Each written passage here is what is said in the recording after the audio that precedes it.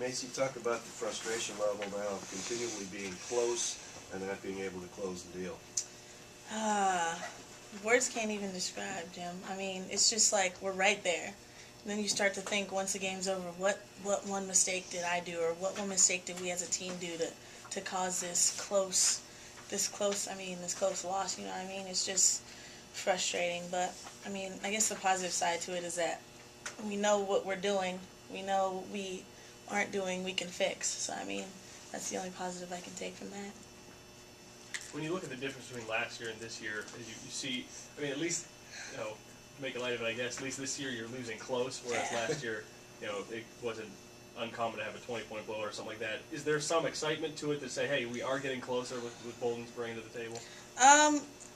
There was more excitement in the beginning of the year, and now it's just like, come on.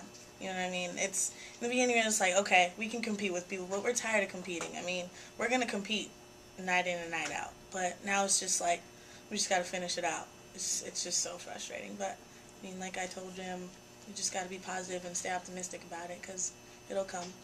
Wait, so you guys feel you go in every game that you can win? Oh, yeah. Oh, yeah. We've been able to compete with everyone. It's not like teams just come out and just completely annihilated us. We've matched probably every point, and then at some point we're right there with them. So, I mean, that's positive in itself, and that's motivating.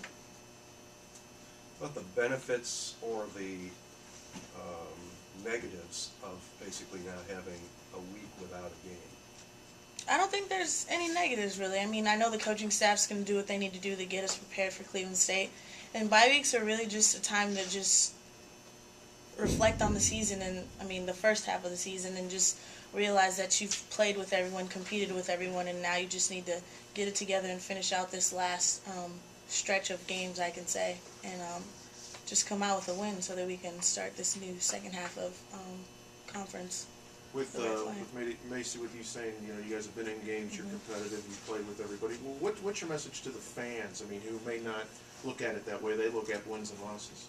I'm going to say to the fans that do still come, thank you, and to the fans that don't, I mean, I know they're still reading about us and watching us, but we're always going to compete, and we're always going to put up a show for them. I mean, so hopefully if they really want to watch a good game, I mean, they're not going to see like a terrible game. So, I mean, come out and watch. I mean, it'll be fun, but once we start winning, then they'll really have more of a reason to come out and support us even more. So, what specifically about Cleveland State are you guys looking at?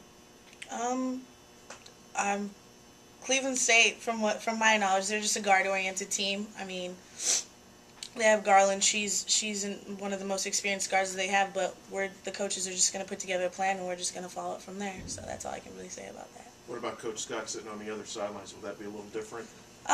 You know what? I haven't really thought about it, and I don't think I really will think about it. I mean, we'll shake hands, give our hugs and goodbyes at the end of the game, but as far as that's concerned, I mean, I haven't thought about it yet, and I don't think I will. I don't think the team will either. It's my understanding that Cleveland State's going to be the last of the first round of your Horizon League matchups.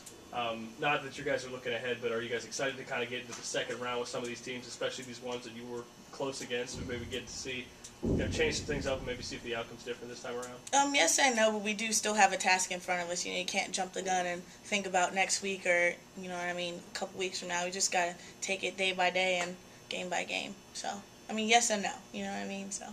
Macey, with that being said, with the first half of the season coming to a close, what's been the biggest improvement since you guys started league play with this team? There's a lot. There's been a lot of improvements. I can say one though, that we've grown closer as a team, and I feel like our team chemistry is almost where it needs to be, but we can always get better every day. So I can say that team chemistry it's starting to peak a little bit, and I think that's one of the most important things with a new team and new coach and everything. So.